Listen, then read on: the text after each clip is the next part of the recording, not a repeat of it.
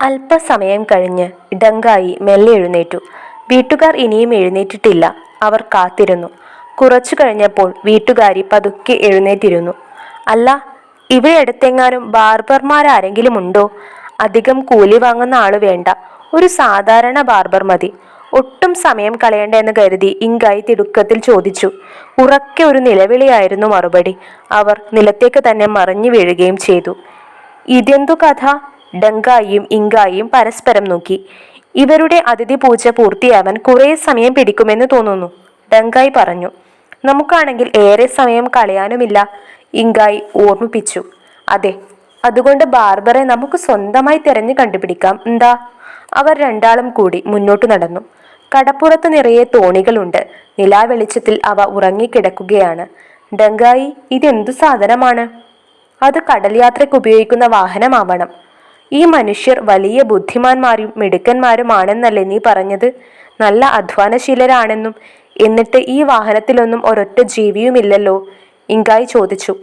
അതുതന്നെയാ ഞാനും ചിന്തിക്കുന്നത്. ഭൂമിയിലെമ്പാടും പണിയെടുക്കുന്ന മനുഷ്യരും അവരുണ്ടാക്കിയിട്ട പട്ടണങ്ങളും പരീക്ഷണശാലകളും ഉണ്ടെന്നാണ് അവർ കേട്ടിട്ടുള്ളത്. പരീക്ഷണശാലയിൽ മനുഷ്യർ ഒരു ജീവിയിൽ നിന്ന് അതേപോലെ മറ്റൊരു ജീവിയെ ഉണ്ടാക്കുമത്രേ. രോഗികളെ സുഖപ്പെടുത്താനുള്ള മരുന്നുകളും പോഷകങ്ങളും മാത്രമല്ല, മനുഷ്യരെ തന്നെ നശിപ്പിക്കാൻ കഴിയുന്ന ബോംബും ഉണ്ടാക്കുന്നത് പരീക്ഷണശാലയിലാണ്. മനുഷ്യരുടെ കാര്യം വിചിത്രം തന്നെ, ഡങ്കായി മനസ്സിൽ പറഞ്ഞു. പെട്ടെന്ന് തോണികൾക്കിടയിൽ നിന്ന് ഒരു കൂക്കിവിളി ഉയർന്നു. അതെന്താ, ഒരു സൈറൺ? ഡങ്കായിയും ഇങ്കായിയും ഓടിച്ചെന്ന് തോണിയുടെ വക്കിലൂടെ എത്തി നോക്കി. അതൊരു കുറുക്കനായിരുന്നു.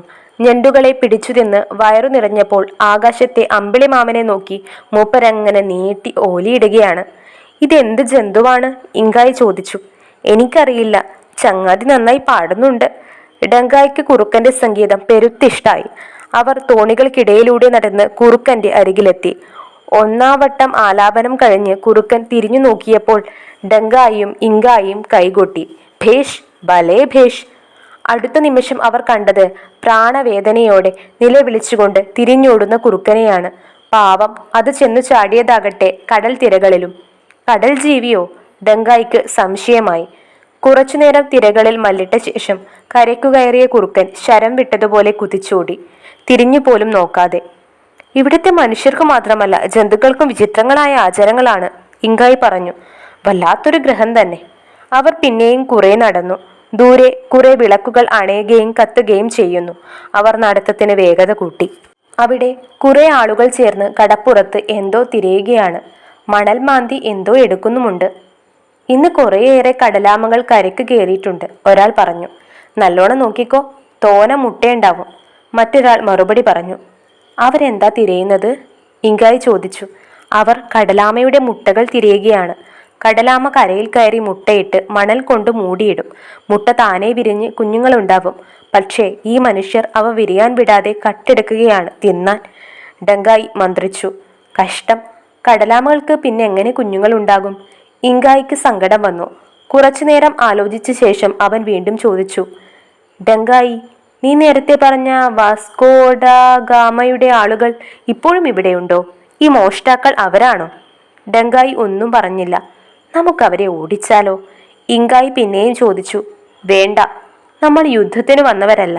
നമുക്കവരോട് ബാർബർ ഷാപ്പിലേക്കുള്ള വഴി ചോദിക്കാം, വരൂ. ഡങ്കായിയും ഇങ്കായിയും ആളുകളുടെ അടുക്കിലേക്ക് നടന്നു. ഒരു മനുഷ്യൻ അവരുടെ നേരെ ടോർച്ച് തെളിച്ചു. അയ്യോ! അയാളുടെ കയ്യിൽ നിന്ന് ടോർച്ച് താഴെ വീണു. ഓടിക്കോ, മറ്റൊരാൾ വിളിച്ചുകൂവി. ഡങ്കായിയും ഇങ്കായിയും കണ്ണു ചിമ്മി തുറന്നപ്പോഴേക്കും കടപ്പുറത്ത് ഒരൊറ്റ ആളില്ല.